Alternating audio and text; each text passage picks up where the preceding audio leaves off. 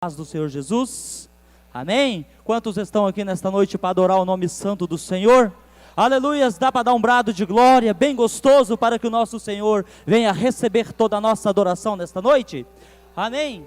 Aleluias, você que trouxe a sua Bíblia Sagrada, abre comigo, no Evangelho de Jesus Cristo, no capítulo de número 16, vamos ler a partir do versículo de número 1, e em seguida estaremos meditando alguns minutos na palavra do Senhor. Eu serei bastante breve, que eu sei que tem um ensaio das irmãs desta noite, mas aquilo que Deus, aleluia, tocar no meu coração, aquilo que o Espírito Santo permitir, eu estarei passando para a igreja na noite de hoje. Evangelho de São Marcos, no capítulo de número 16, eu pedi para Deus uma mensagem para esta noite, e Deus falou comigo. É semana de congresso geral, é culto do círculo de oração. Ele falou, então, eu vou te dar uma mensagem, filho, falando sobre algumas mulheres muito especiais para mim. E eu estou vendo que aqui nesta igreja, nesta noite, tem muitas mulheres que são especiais para Deus, aleluias. Diz assim a palavra do Senhor: e passado o sábado, Maria Madalena, Salomé e Maria, mãe de Tiago, compraram aromas para irem ungí-lo. E no primeiro dia da semana foram ao sepulcro de manhã cedo, ao nascer do sol. E diziam umas às outras, quem nos revolverá a pedra da porta do sepulcro? E olhando viram que a pedra já havia sido revolvida, e ela era muito grande. E entrando no sepulcro viram um jovem assentado à direita, vestido de uma roupa comprida, aleluias, e branca, e ficaram espantadas. Porém ele lhes disse, não vos assustei, buscais a Jesus o Nazareno que foi crucificado, já ressuscitou, não está mais aqui, eis o lugar aonde eles o puseram, mas ide e dizei aos seus discípulos, e a Pedro que vai adiante de vós para a Galileia, e ali o vereis como ele vos prometeu. Amém? Vamos tirar mais um minutinho de oração? Soberano Deus e amado Pai, em nome de Jesus, Pai, nós nos reunimos nesta noite, Pai, e o Teu nome já foi exaltado através do louvor. Queremos neste momento, ó Deus, também falar contigo através da Tua palavra, e queremos que Tu fales conosco, Pai.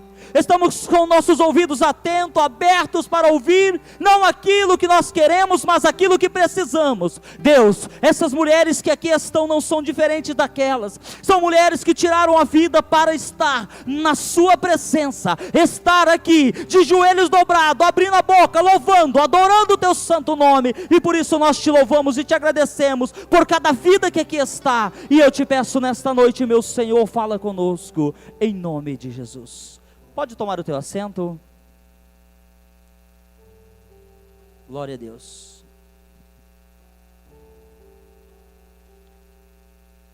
A Bíblia Sagrada tem, nos seus 66 livros, um tema. Ela ainda tem uma inspiração. E ela tem um grande objetivo. O tema da nossa Bíblia Sagrada é Jesus Cristo, o Cordeiro Santo. Jesus Cristo, o Filho de Deus. A inspiração para a Bíblia Sagrada é o Espírito Santo de glória. É o Espírito Santo de Deus, o Espírito que habita em vós, que habita em nós. E o objetivo da Bíblia Sagrada é levar a salvação para todo aquele que crê que Jesus Cristo é o Filho de Deus, e morreu na cruz do Calvário, para nos livrar da condenação eterna. Então, durante, aleluia, toda a minha vida, eu tenho estudado a Bíblia Sagrada, e tenho contemplado maravilhas que Deus já fez, em minha casa, em minha família, nas igrejas por onde eu tenho passado. Eu quero nesta noite trazer uma mensagem para você, mas para que você possa entender, nós vamos voltar lá no início, lá em Gênesis, no capítulo de número 1, quando Deus fez o homem, Ele tinha um plano para o homem. Deus não fez o homem para ser escravo de Satanás, Ele não fez o homem para ser escravo do pecado, não. O plano de Deus para com o homem era alegria, paz, vida eterna. O plano de Deus era um plano de amor, um plano perfeito, mas o homem, quando foi tentado, Ele não resistiu à tentação e ele acabou por cair diante da tentação. Com isso, o pecado entra no mundo. O mundo que Deus criou perfeito, agora ele está corrompido pelo pecado. A partir deste momento a salvação está comprometida. O plano A de Deus está comprometido. Então Deus tem que passar para um plano que eu chamo de o plano B de Deus. Quando você abre o Velho Testamento, todas as páginas, todos os capítulos e todos os versículos do Antigo Testamento, eles apontam para um Salvador. Ele aponta para um libertador que viria e faria um sacrifício, ao qual, aleluia, seria para que a humanidade pudesse alcançar a glória de Deus nas nossas vidas. Veja bem, quando abrimos o Novo Testamento, nós vemos Jesus iniciando o seu ministério. E Jesus, ele batiza, como foi pregado aqui no último domingo, ele foi tentado, e a partir daquele momento ele começa a ensinar, ele começa a pregar, e ele começa também a curar. E a multidão, vendo que aonde Jesus estava, tinha milagres, vendo que aonde Jesus estava, Deus se manifestava, depois de 400 anos calado, a multidão começa a se juntar. E em volta de Jesus, ele começa a arrebanhar muitos, mas muitos mesmo, um número incrível de seguidores. Pessoas que por onde Jesus passava, eles estavam junto. E a multidão vai crescendo, a multidão vai aumentando, de acordo com os sinais e os milagres vão acontecendo, a multidão vai crescendo junto. Aonde Jesus passava, a glória de Deus se manifestava. Ele está passando aí, se você der um glória a Deus, você vai levar a tua vitória para casa. Aleluias! E quando Jesus, aleluias, ele vê que o ministério dele já, digamos, alavancou, cresceu, Jesus, ele começa a fazer algo para impactar todas as vidas que o rodeiam. Quando uma vida chega diante de Jesus, ela encontra paz, ela encontra amor. Quando a vida chega diante de Jesus, ela vê a sua vida totalmente transformada. Jesus transforma a casa, transforma o casamento, transforma a vida financeira. E as pessoas sentiam isso. A Bíblia diz que certa vez Jesus fez uma multiplicação de pães e peixes, eram apenas 2 peixes e 5 pães, e tratou-se de uma multidão, de pelo menos 15.000 pessoas, com aqueles míseros pães, com aquele pouquinho de peixe. E eu repito, a multidão vai crescendo, mas em meio a esses seguidores que Jesus, aleluia, tinha, em meio a essas pessoas que seguiam Jesus, um grupo muito especial, veja bem que eu estou dizendo, muito especial para Deus, se ajuntou junto a Jesus. Capítulo 8 de Lucas, ele vai nos narrar que um grupo de mulheres deixou tudo para seguir a Jesus. Um grupo de mulheres que deixou a sua casa, que deixou a sua família, que deixou o seu emprego, que deixou a sua vida habitual, deixou para trás tudo que elas conheciam para servir a Jesus. Por quê? Porque elas descobriram algo que talvez você, mulher que está aqui, já conheceu. Elas conheceram algo, aleluia, especial na vida delas, o segredo de serem servas do Senhor. Porque uma serva do Senhor, ela não se importa com o que a sociedade diz. Uma serva verdadeira, ela não se importa com a opinião do marido, ela não importa com a opinião do pai, da mãe, dos filhos. Ela sabe que servir a Deus é a melhor coisa que se faz nesta terra. Tem serva do Senhor aqui para levantar a mão e adorar o nome do Senhor, aleluia. Eu vou apurar um pouquinho para que o nosso horário não estoure. Mas, aleluias, no dia da prisão de Jesus, quando Jesus foi traído e foi preso, todos fugiram, todos. Jesus ficou só. não tinha discípulos, não tinham seguidores. A partir daquele momento, algo começa a marcar a vida do nosso mestre, a solidão. Quando ele chega diante de Anás e Caifás, na hora do julgamento, só havia testemunhas de acusação, não havia advogado de defesa. Havia apenas pessoas que desejavam, aleluias, o mal para o Senhor. Quando ele olha entre os acusadores, ele não vê um rosto amigo. Ele não vê ninguém. Ele tinha, como eu disse, chegou a ter 15 mil seguidores em um dia, mas naquele momento ele estava sozinho. No momento dos açoites, depois de passar por Pôncio Pilatos, ele também estava sozinho. Quando ele coloca a cruz nos seus ombros e ele pega a via dolorosa em direção ao Calvário, dos discípulos ele não vê ninguém, mas a Bíblia fala sobre um grupo de mulheres, estas mulheres, ele com a cruz, aleluia, em seus ombros feridos, ele carrega a cruz.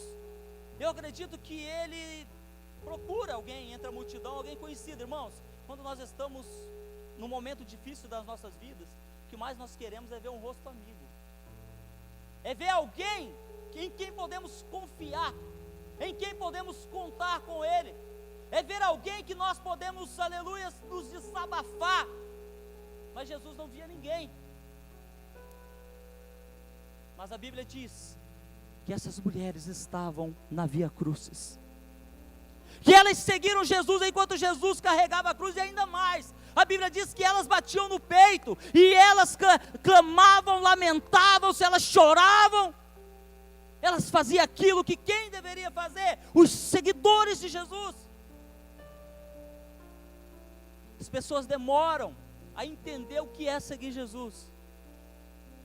Eu não sou o dono da verdade, mas eu tenho autoridade para dizer para você que seguir Jesus é em todos os momentos da vida. Tem gente que só quer seguir Jesus quando as coisas estão bem, e ser crente na hora que está tudo bem, o bolso está cheio de dinheiro, a casa está uma bênção, a vida está uma bênção, é muito fácil. Eu quero ver ser seguidor de Jesus é quando a coisa pega, quando o bolso está vazio. Aí é que se mostram os verdadeiros crentes. Aí é que se mostra a verdadeira serva e o verdadeiro servo do Senhor. Aleluia! Quando Jesus chega no Calvário, começa todo aquele processo que você já conhece. Eles deitam a cruz, eles deitam Jesus em cima daquela cruz, e eles crucificam Jesus. Levantam a cruz, veja bem que eu estou detalhando para que você possa entender. Eles levantam a cruz e novamente Jesus olha entre a multidão, só tem quem? Soldados,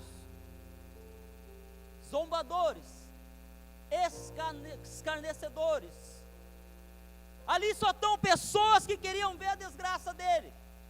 Ali só tem pessoas que querem ver ele se dar mal. Mas cadê os amigos? Aonde estão os discípulos? Aonde estão aqueles, aleluias, que foram abençoados, aqueles que receberam milagres, aqueles que receberam talvez a salvação de sua casa? Jesus olha e não vê ninguém. Mas, presta bem atenção, irmã, presta bem atenção, quando Jesus olha para os pés da cruz, estão ali Maria Madalena, Maria mãe de Tiago e Maria de Nazaré. O homem muitas vezes ele chega a ser mais covarde do que a mulher. Eu sempre digo que uma mulher ela é mais arrojada. Me perdoa os homens que estão aí, tenho nada contra homem, porque eu também sou homem. Mas as mulheres em certo momento de dificuldade, de luta, ela se sobressai sobre o homem. A mulher tem um poder tão grande de recuperação que até me espanta às vezes. Eu tenho minha esposa, os irmãos conhecem ela. Tem momentos que eu estou acabado. Tem momentos que parece que eu não vou aguentar. Uma palavra dela é suficiente para levantar minha moral lá em cima. Eu olho para ela e falo: como é que você tem toda essa força, mulher? Da onde você tira? Da onde você tira tanta força? Quantas vezes o teu joelho já salvou a tua casa. Quantas vezes a palavra que você, aleluia, pediu para Deus, ou que você veio aqui e teve a coragem de abrir a sua boca e falar com Jesus, de pedir a misericórdia de Deus para o seu lar, quantas vezes a tua casa não sucumbiu, porque você, mulher, dobrou o joelho e você falou com Ele, e Ele atendeu o seu pedido. Aleluia! Estão ali elas, sabe onde que elas estão? Nos pés da cruz. E você sabe por que elas estão nos pés da cruz? Porque a serva verdadeira de Deus, ela sabe que é nos pés da cruz que está o verdadeiro evangelho. É nos pés da cruz que você vai entender, aleluia, a mensagem do evangelho de Jesus Cristo para a sua vida. É nos pés da cruz que você vai ver o sacrifício do Filho de Deus ali no Calvário. É nos pés da cruz que você vai ter a tua vitória. É nos pés da cruz que você vai ser merecedora da tua coroa. Aleluia. Você sabe por quê, irmã? Porque não tem evangelho sem cruz. Se alguém oferecer um evangelho sem cruz para você, repreenda, porque é coisa de Satanás. Não tem como você separar o evangelho da cruz. Não existe uma forma, não existe um jeito. O próprio Jesus disse: se quer me seguir, toma tua cruz e venha. Mas todo aquele que negar a cruz, nega a Jesus, nega o sacrifício que Jesus fez. E é nos pés da cruz que você vai saber o quão grande, agradável e perfeita é a presença de Deus na sua vida. Aleluia. Irmãos, o dia passa. O dia passa. Jesus fica naquela cruz 6 horas. 6 horas de sofrimento, das 9 da manhã às 15 horas da tarde. 6 horas de agonia, 6 horas de solidão. Porque os discípulos todos se dispersaram, e isso também é bíblico. Ferireis o pastor e as ovelhas dispersarão. Foi o que aconteceu. Aí, quando é 3 horas da tarde, as irmãs conhecem a história. Jesus dá o brado: Pai, em tuas mãos eu entrego o meu espírito. O que ele queria dizer? É a hora, Pai, me recolha daqui, porque o meu espírito, aleluias, vai ser retirado dessa terra. Jesus morre. Mas quando Jesus morre, presta atenção para você entender. Quando Jesus morre, cria-se um outro problema. Pastor, que problema que cria na morte de Jesus? Nós fomos libertos, o véu se rasgou, nós temos salvação, nós cremos em Jesus, nós temos salvação, sim. Mas cria-se um problema, sabe por quê? João, o apóstolo, ele vem e tira Maria de Nazaré dali. Ele leva para a casa dele. Sobram 2 irmãzinhas lá no Calvário. 2. Maria Madalena e Maria, mãe de Tiago. A tradição judaica faria com que a família ou amigos próximos eram responsáveis por chegar e tirar o crucificado da cruz. Era sexta-feira, o sábado estava chegando. Havia pouco tempo para retirar o corpo de Jesus da cruz. Agora eu te pergunto, como é que 2 mulheres iam tirar o corpo de Jesus de cima da cruz? Como é que elas iriam subir sobre a cruz? Iam pegar um martelo e tirar os cravos, e depois elas iam descer o corpo de Jesus. Elas teriam que envolver o corpo de Jesus, enfaixar, cobrir com lençóis e carregar até um sepulcro, uma sepultura. Mas eu vou te deixar outra pergunta agora: que sepulcro, que sepultura? Jesus estava em terra estrangeira. Jesus não tinha nem aonde ser enterrado. Eu não sei quantas vezes você reclamou do seu lar ou da sua casa, mas eu quero dizer para você nesta noite, impulsionado pelo Espírito Santo de Deus, que Jesus, quando morreu, não tinha nem aonde ser sepultado. Como é que aquelas mulheres iriam tirar ele da cruz, iriam envolver ele, e ele ia carregar ele e ia chegar lá e colocar no sepulcro, não tinha como. A Bíblia diz que ele foi ajudado por um estranho.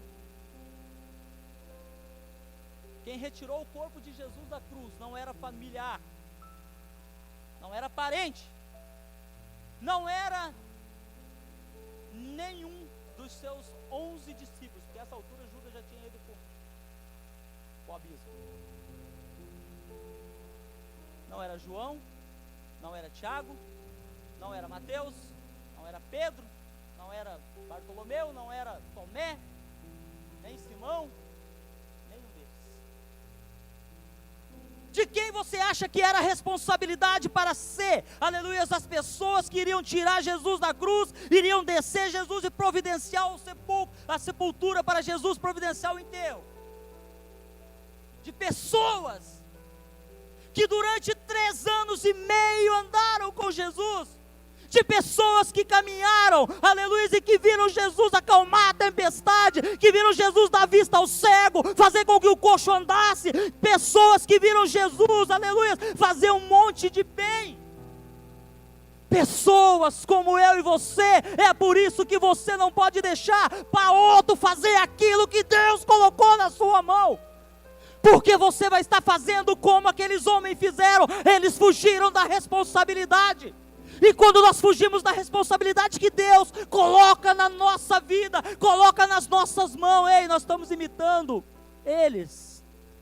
Porque é fácil apedrejar eles, mas também é fácil de nós deixarmos, muitas vezes, a nossa responsabilidade para trás.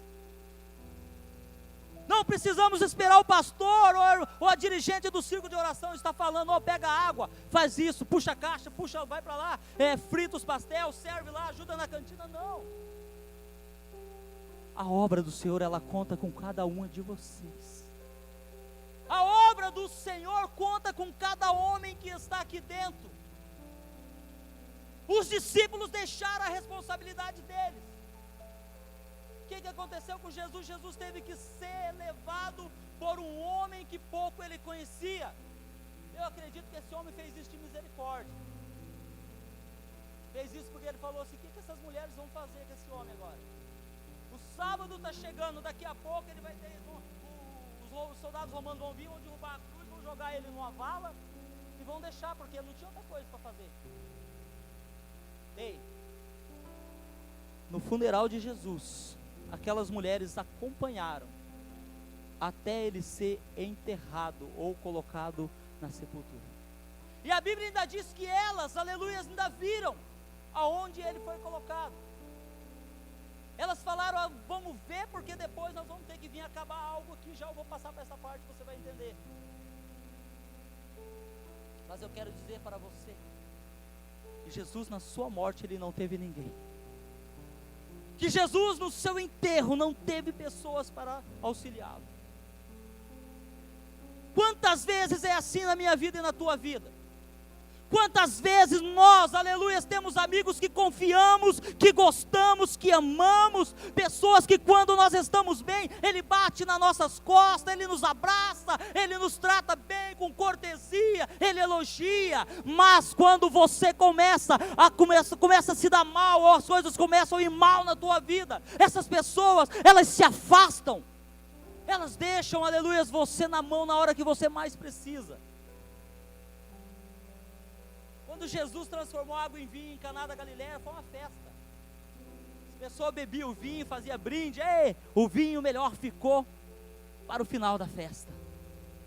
Quando Jesus multiplicou os pães e os peixes, eu já falei aqui, foi uma alegria geral. Todo mundo comeu, todo mundo encheu a barriga. Quando Jesus entrou em Jerusalém, as pessoas tiravam os próprios mantos e jogavam lá: bendito é o rei que vem em nome do Senhor. Hipocrisia. Porque os mesmos que louvavam o nome dele quando ele entrou em Jerusalém, no julgamento dele diante de Pilatos, gritava: crucifica, crucifica, crucifica. Eram os mesmos. As mesmas pessoas, muitas vezes, que louvam o nome de Deus, depois, quando a dificuldade vem, quando a luta vem, eles amaldiçoam, eles, aleluia, não acreditam que Deus pode pegar do pó e levantar. É assim que funciona.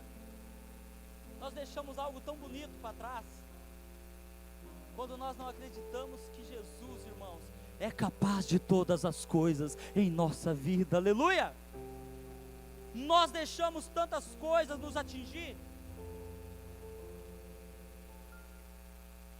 quando esquecemos o poder infinito que Deus tem na nossa vida, a graça que Deus tem na nossa vida, aleluia. Elas perceberam, aleluia, e até na hora da morte de Jesus, elas ainda queriam servir Jesus. No momento em que Jesus foi sepultado, elas olharam onde Jesus foi sepultado para poder voltar ao terceiro dia, quando passasse o sábado, para cuidar do corpo de Jesus. Elas vão para casa e a noite passa. Chega esse sábado negro. Eu não sei o que aconteceu nesse sábado, ninguém sabe. A Bíblia não diz o que aconteceu nesse sábado. A história não diz o que aconteceu nesse sábado. Dá a impressão que esse sábado foi riscado da história da humanidade. Nós não sabemos nada do sábado em que Jesus estava, aleluia, sepultado. Chega o domingo, ou seja, chega o terceiro dia. Elas se levantam cedo, de manhã, presta atenção, de manhã elas se levantam. A Bíblia diz que ainda estava escuro quando elas se levantaram. E elas ajuntam, alguns evangelhos dizem que é 5, outros dizem que é 4, outros dizem que é 2, não importa o número. O que importa é a ação que elas estão para fazer. Elas se levantam na madrugada e elas caminham em direção aonde Jesus está sepultado. Aí gera-se um outro problema. Pastor, mas que história cheia de problema, né? Verdade. Gera-se um outro problema, sabe por quê? Pilatos havia acampado soldados romanos à porta do sepulcro. Então elas tinham essa luta, ainda tinha esse desafio, elas tinham que passar pelos soldados para poder chegar até na gruta. Elas poderiam ser abusadas pelos soldados. Elas poderiam ser, aleluia, expulsas pelos soldados. Mas isso não impediu que elas continuassem o caminho delas. Segundo desafio que elas iam encarar, foi colocado uma pedra diante do túmulo de Jesus, foi fechado com a pedra. Os historiadores dizem que essa pedra pesava 2.000 quilos, 2 toneladas. Era só rolando para tirar ela e para trazer e colocar de volta. Mas, como é que poucas mulheres frágeis iriam mover uma pedra de 2.000 quilos? Ainda estava lacrada a pedra, tinha que arrancar o lacre e mover a pedra para poder entrar no sepulcro. Mas isso não impediu que elas continuassem o caminho delas. Terceiro desafio. Jesus, quando foi sepultado, ele foi tirado às pressas da cruz. E do jeito que ele desceu da cruz, ele foi enrolado, como eu disse antes, e foi sepultado. Mas o corpo de Jesus não era algo muito bonito de se ver. O corpo de Jesus estava todo cortado pelos chicotes. Colocaram sobre a cabeça dele uma coroa de espinhos, ao qual machucou o couro cabeludo. A barriga dele foi transpassada por uma lança. As mãos foram furadas com os pregos e os pés também. Então não era algo muito bonito de você ver, de você olhar. Mas eu quero te lembrar que já faziam 3 dias. E a essa altura, o sangue que estava no corpo de Jesus estava fedendo. Porque o sangue com 2 horas ele começa a dar mau cheiro. Então 3 dias esse sangue estava podre, estava fedendo. Os cortes estavam supurando, ou seja, estavam saindo pus pelos cortes.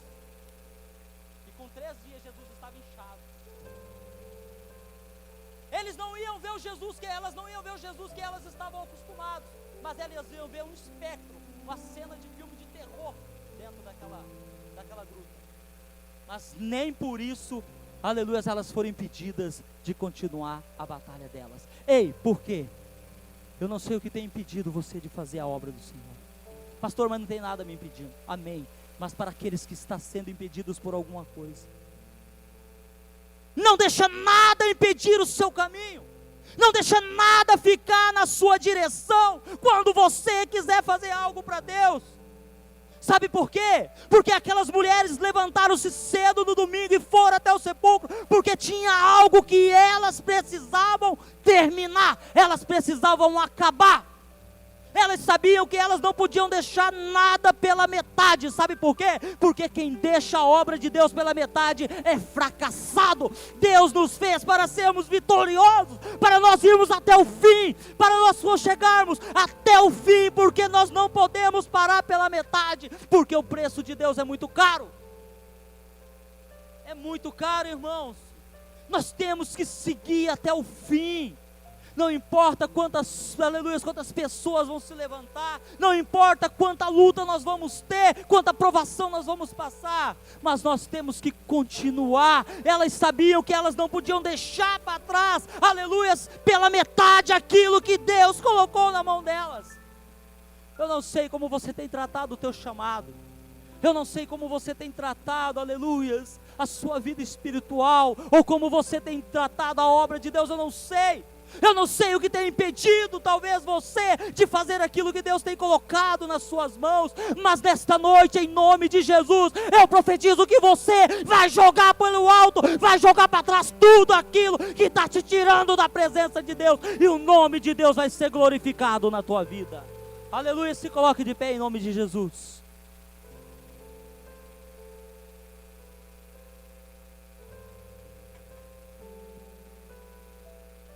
Observa bem, elas tinham que passar pelos soldados, elas tinham que remover a pedra, e elas ainda tinham que enfrentar um corpo mal cheiroso e todo desfigurado. Mas quando elas chegam no jardim, aleluias, quando elas chegam no jardim, não há soldados, não há pedra para ser removida. Quando elas chegam no jardim, não tem corpo mais. O jardim que na sexta-feira estava escuro, hoje está envolvido numa luz. O anjo do Senhor foi à frente. Aleluia, levanta a mão que eu vou profetizar na sua vida agora. Quando você tiver algo para fazer para Deus, creia que o anjo do Senhor vai na frente. O anjo do Senhor vai preparar o teu caminho, vai preparar tudo para o teu ministério.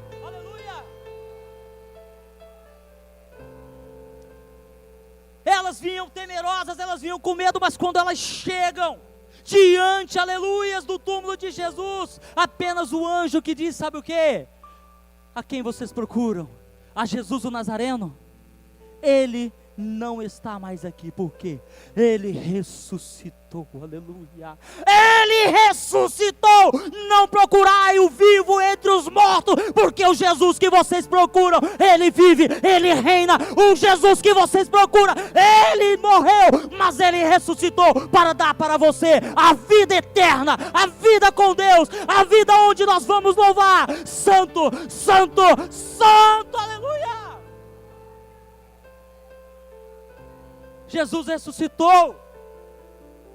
O cenário que elas, aleluias, gravaram na cabeça delas é outro. Não é aquele cenário de negritude, não é aquele cenário de solidão.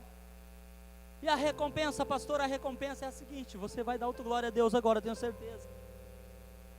Aquelas mulheres foram as primeiras, aleluias, a proclamar a mensagem que todo profeta, que todo pregador, que todo cantor, que todo homem de Deus e mulher de Deus queria proclamar. Elas foram as primeiras a voltar para Jerusalém e dizer para todo o povo, dizer para os discípulos, dizer para Pedro, dizer para todos os seguidores: Jesus ressuscitou! Aleluia!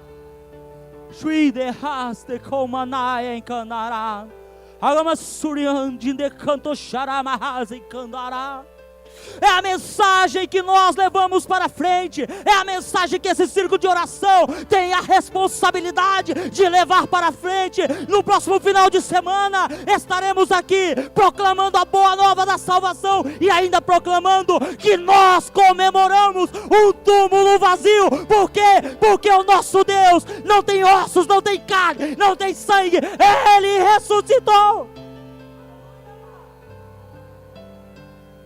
Quantos aqui esperam também a ressurreição dos mortos? Levanta a mão para o céu e glorifica o nome do Senhor. Adore o nome do Senhor. Por quê? Porque Ele está vivo, porque Ele está presente. O Espírito Santo de Deus manda te dizer, igreja, Ele está passeando dentro da igreja, Ele está aí do teu lado. Então começa a adorar, começa a glorificar, começa a exaltar o nome dEle, porque Ele é digno de toda a honra, Ele é digno de toda a glória, Ele é digno de todo o louvor.